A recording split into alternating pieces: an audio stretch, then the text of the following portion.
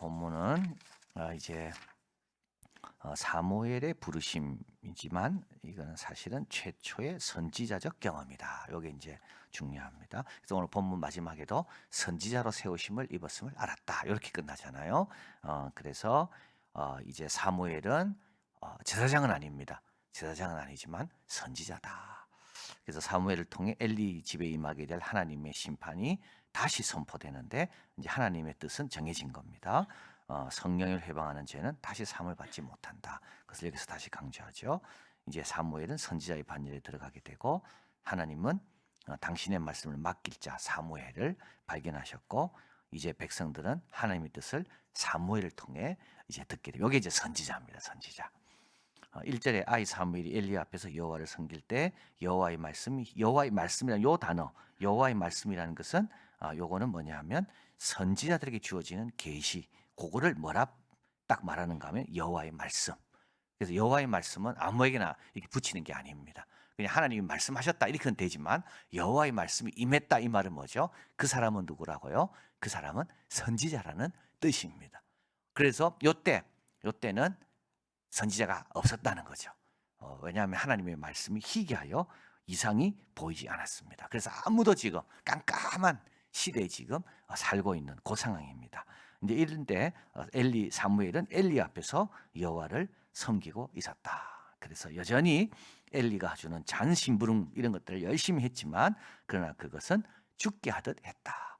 경건하게 했다. 그래서요 엘리가 받은 게 아니라 누가 받았어요?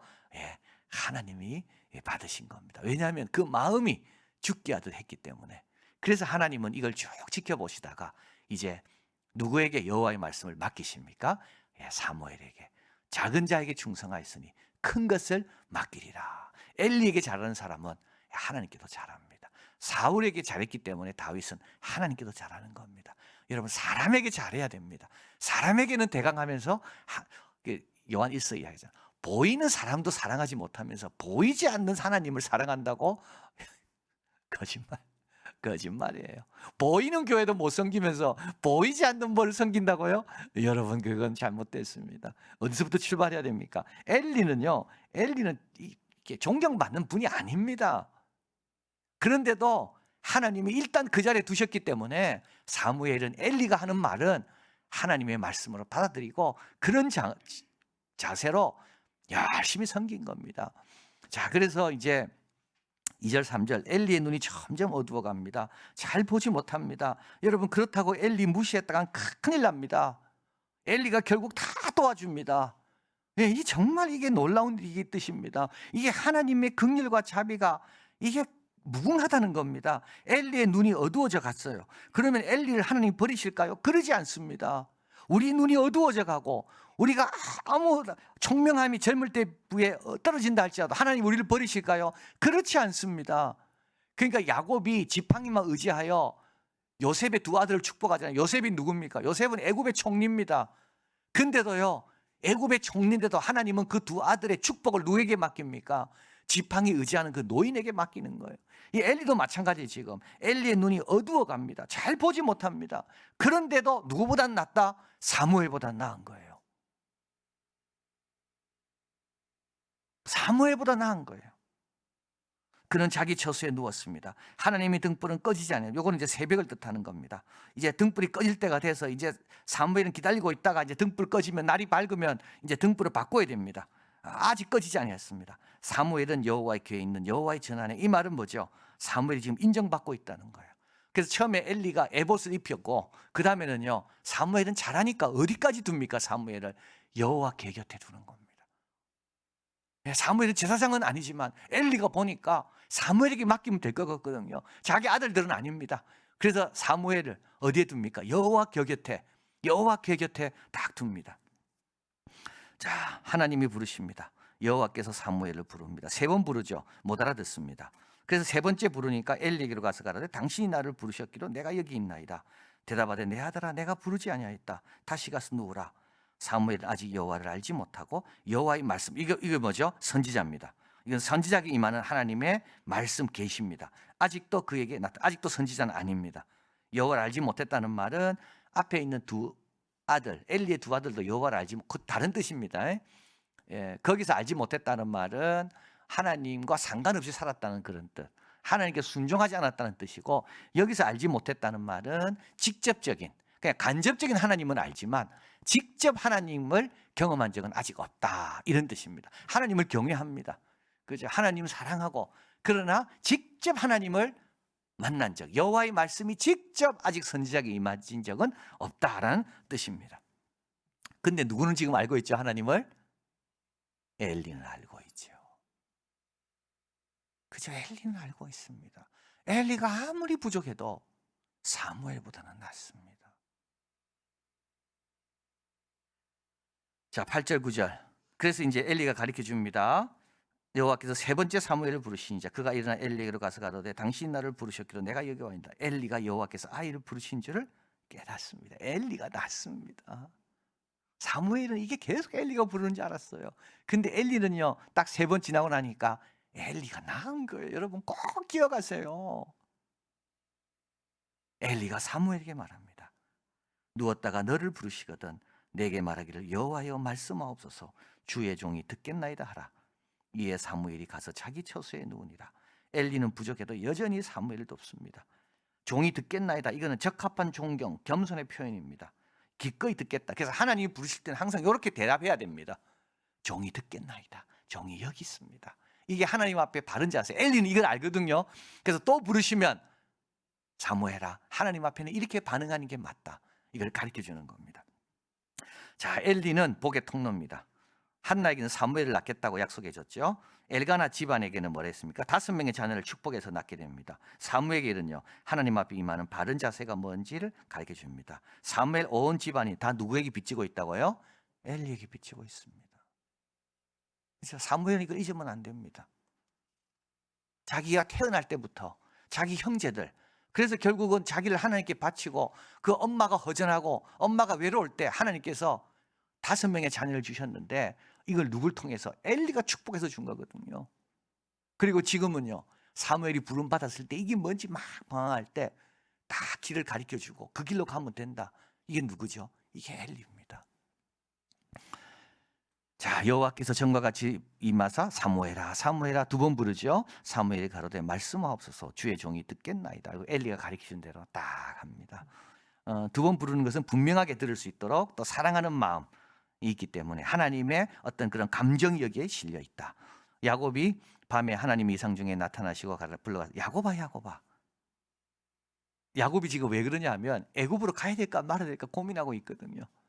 왜냐하면 약속의 땅이 여기라 그래서 자기 돌아왔잖아요. 그래서 여기에서 지금 뿌리 내리고 살라 하는데 기근이 심하고, 그리고 또요, 그 요셉이 애굽에서 총리가 돼서 우리를 초청한다는 걸 듣고 어떻게 해야 될지 야곱이 고민하는 겁니다. 이때 하나님께서 야곱아 야곱아, 이건 좋을 때 부르시는 겁니다. 너 왜 여기 있냐? 이건 나쁠 때죠. 그러니까 야곱이 뭐라 대답합니까? 내가 여기 있나이다. 출애굽기 모세야 모세야. 모세가 뭐라 대답합니까? 내가 여기 있나이다. 여러분 지금 하나님이 부르실 때가 제일 우리가 좋을 때입니다. 그죠? 나를 부를 때 내가 지금 수요 예배에 와 있습니다. 여러분 늘 그렇게 살아야 됩니다. 늘 그렇게. 지금 사무엘은 어디? 여호와의 언약궤 곁에 누워 있거든요. 그래서 하나님께서 사무엘아 사무엘아 부를 때 내가 여기 있습니다. 종이 듣겠습니다. 자, 그리고 나서 이제 하나님께서 사무엘에게 이르시되 보라 내가 이스라엘 중에 한 일을 행하리니 그것을 듣는 자마다 2 귀가 울리리라. 내가 엘리의 집에 대하여 말한 것을 처음부터 끝까지 그날에 다 이루리라. 그러므로 내가 엘리의 집에 대해 맹세하기를 엘리 집의 죄악이 제물로나 예물로나 영원히 속죄함을 받지 못하리라 하였노라. 그래서 여러분 하나님의 그 용서를 이렇게 너무 쉽게 생각하면 안 됩니다. 성령을 회방하는 죄는 용서받지 못한다 그랬거든요. 권위로도 이야기하고 애정으로도 이야기도 안 듣습니까? 그건 멸망이 가까운 거라 그랬습니다. 이 2 아들은 아버지의 권위를 갖고 아버지의 애정을 갖고 이야기해도 2 아들은 안 듣습니다. 하나님이 멸망하기로 작정하신 겁니다. 여기 보니까 제물로도 안 됩니다. 예물로 안 됩니다. 영원히 속죄함을 받지 못합니다. 여러분 이런 경우 있습니다. 그러니까 7번씩 이런 번이라는 것은 본인이 죄를 깨닫고 나왔을 때를 말하는 거지, 여전히 하나님을 조롱하고 여전히 하나님의 은혜를 비웃고 이런 사람은 멀어도 안 되는 거예요. 이걸 다시 한번 사무엘을 통해 엘리에게 전해주라. 그래서 하나님 말씀한 겁니다. 18절 사무엘이 그것을 자세히 말하고 조금도 숨기지 아니합니다. 얼마나 무섭겠습니까? 그리고 얼마나 또 이게 힘든 말이에요. 이런 말 하기는 참 어렵거든요. 근데 선지자는 심부름꾼입니다. 저 선지자는 하나님이 전하라는 걸 전하는 게 선지자거든요. 자, 숨기지 아니하니 자 엘리 보십시오. 엘리가 이르되 이는 여호와시니 선하신 그대로 하실 것이니라. 엘리는 그대로 받아들입니다. 이게 뭐죠? 새 시대를 받아들이는 겁니다. 자기 집안은 이제 사라지고 그 다음에요 사무엘과 새로운 제사장이 일어나는 새 시대를. 자, 엘리 아름답죠. 엘리 아름답습니다. 그래서 하나님께서 엘리에게 마지막 기회를 주신 겁니다. 여러분 항상 마지막 기회가 올 건데요. 이때 선한 마음을 가져야 내가 하나님께 영광 돌리고 그래도 내가 부족해도 하나님 앞에 칭찬 듣고 뭐라도 좋은 본을 남기는 겁니다. 엘리는 지금 선한 마음을 갖고 있습니다. 선지자에게는 어떤 자세가 됩니까? 아무리 어리다 할지라도 내가 아무리 나이가 많고 그래도 하나님 말씀이 임한 그 선지자에 대해서는 나는 겸손하게 겸허하게 그 뜻대로 되리라. 뭐 이러면 안 되죠. 사무엘 보고 네가 뭐 제대로 아냐고, 네가 인생을 살아봤냐면서, 네가 세상을 아냐면서, 네 많이 컸다니, 네 누가 다 키웠냐 이러지 않았습니다. 엘리는 여호와의 뜻대로 그분은 선하기 때문에 너에게 말씀하신 그대로 다 될 것이다. 아마 사무엘은요 굉장히 격려받았을 겁니다. 하나님 말씀에 이런 식으로 반응하는 이 엘리에 대해서 새롭게 바라볼 거예요.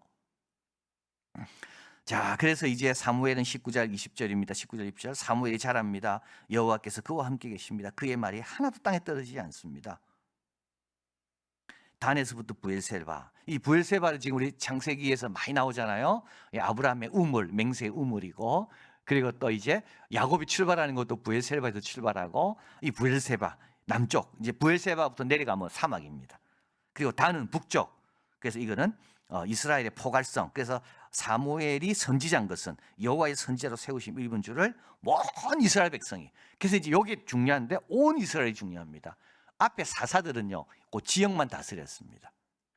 그러나 이제 사무엘부터는 온 이스라엘 땅에 선지자로 세우심을 입은지를 알게 됩니다. 이게 왜 중요하겠습니까? 이제 왕을 세워야 되거든요. 이제는 시대가 바뀌고 있는 겁니다.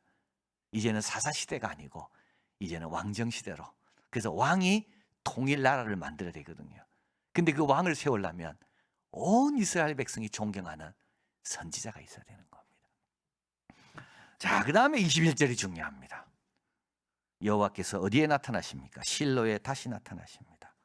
여호와께서 실로에게 여호와의 말씀을, 여기 선지자죠, 사무엘에게 자기를 나타내십니다. 실로에는 누가 있죠? 제사장이 있는 거예요. 하나님은 옛것을 허물지 않습니다. 하나님은 사무엘 막 쓰신다고 제사장 허물지 않습니다. 하나님은 다시 사무엘을 어디로 보냅니까? 제사장이 있는 실로로 보내십니다. 그래서요, 둘 다 살리시는 거예요. 자, 이게 하나님이 하시는 일입니다. 그래서 우리 하나님의 제자들, 예수님의 제자들은, 하늘의 제자들은 옛것과 새것을 다 갖고 올 줄 알아야 된다 이야기했습니다. 그러니까 새것이 됐다고 내 마음대로, 그죠? 과거 무시하고 역사와 전통과 이 귀한 흐름을 내가 마음대로 깨면 안 되는 거예요. 사무엘은 다시 어디로 갑니까? 다시 실로로 갑니다. 자기가 어린 시절 엄마가 자기를 바치고 거기서 하나님의 음성을 듣고 거기서 하나님 섬김이 뭔지를 배운 그 실로에 갑니다. 왜? 말씀은 어디에서 임한다고요? 실로에 임하고 있거든요. 자, 여러분, 제도와 전통은 중요합니다. 우리는 늘 그 안에 있어야 됩니다. 그래서 사무엘은 부름받기 전이나 부름받은 후에라도 우리 예수님도 마찬가지입니다. 우리 예수님도 성전으로 늘 들어가신 거죠. 그것도 마찬가지예요. 그래서 여러분, 뿌리를 소중히 여겨야 됩니다. 그래서 제가 뭐 늘 이야기하지만 로코펠라는 부자가 되고 나서도 자기가 다녔던 침례교를 떠나지 않았다. 침례교는 서민들이 다니는 교회입니다. 성공한 사람들은 침례교 안 갑니다. 성공한 사람들은 성공회로 갑니다. 감리교로 가든지요. 하이처치에서 거기는 의식이 있거든요. 로마 캐톨릭 신부같이 탁 하고 얼마나 의식과 교회 휘황찬란하고. 예. 그래서 뉴욕에 여러분 가셔가지고 대부분 멋진 교회들은 다 성공의 교회들입니다. 영국 전통의 뿌리박은. 그래서 미국 사람들도 하이 소사이티에 들어가고 싶은 사람들은 성공하면 어디로 갑니까? 성공회로 갑니다. 그 콜롬비아 대학이 그 킹스 칼리지였는데 성공해서 세운 대학입니다. 그래서 그 대학을 세울 때 많이 반대했습니다. 왜 반대했냐면 우리가 영국 왕의 전통을 세운 교육이 여기 있으면 안 된다. 근데 거기 콜롬비아 대학이 킹스 칼리지. 다 성공입니다. 그 주위에 있는 휘황찬란한 교회들. 로코펠라는요, 여전히 침례교 교회입니다. 저도 늘 강조합니다. 뿌리 열매가 꼭 그만하면 큰일 나요. 그 열매가 있는 이유는 뿌리 때문에 열매가 있는 거지, 뿌리를 가볍게 여기는 사람은 곧 시들게 되어 있습니다. 사무엘이 그렇습니다. 하나님이 새 일을 시작하시고 그래서 자기에게 놀라운 영광을 주셔도 사무엘은 여전히 어디가 있습니까? 신뢰가 있는 거예요. 우리 예수님 여전히 성전으로 들어가시는 거죠. 자, 그리고 하나님의 만남은 개인적인 단독자로 만납니다. 그 앞으로 안내할 수는 있습니다. 그러나 야곱도 아무도 없는 돌베개 베고 자다가 거기서 하나님, 이삭 없습니다. 옆에 이삭도 하나님 만날 때 아브라함 없습니다. 모세도 하나님 만날 때 아무도 없습니다. 사무엘도 만날 때 엘리 없습니다. 단독자로 만나야 되는 거예요. 자, 그리고 끝까지 포기하지 말고 좋은 마음으로 깨어 있어야 됩니다. 엘리는 비록 눈이 어두웠습니다. 미래가 없습니다. 그죠? 그렇다고 불평하고 원망하고 내 인생 헛살았다 그러지 않았습니다. 여러분 절대 그러면 안 됩니다. 내가 지금까지 뭐 했나 이런 생각이 들 때가 있거든요. 뭐 별로 이런 것도 없고 별로 남기는 것도 없고 그렇다고 알아주는 것도 없고 안 그래요. 하나님 나라에 다 기록되어 있어요. 그리고 마지막까지 하나님이 꺼져가는 등불도 끄지 아니하시고 다시 사용하시는 겁니다. 이게 엘리입니다. 자기 두 아들 미래 없습니다. 자기도 미래 없습니다. 근데요, 사무엘을 축복해 주는 거예요. 자기가 아는 걸 가지고 사무엘을 도와주는 거예요. 그리고 사무엘이 말할 때 제일 처음 사무엘이 선지자로서 제일 첫 청중은 누구였습니까? 엘리였습니다. 그래서 엘리는 첫 청중으로서 사무엘에게 선지자의 말씀은 이렇게 반응하는 게 맞는 거다. 너 담대함으로 확신을 가지고 계속 하나님 말씀 증거해라. 마지막 허락된 기회를 잘 살렸습니다. 우리 하나님은 이렇게 우리가 다 영광 받기를 원하신다. 우리 하나님은 사무엘만 사무엘아 이런 분이 아니고 엘리도 하나님은 귀하고 그리고 제사장도 귀하고 이게 우리 하나님이죠. 그래서 여러분 좀 좋은 마음을 갖고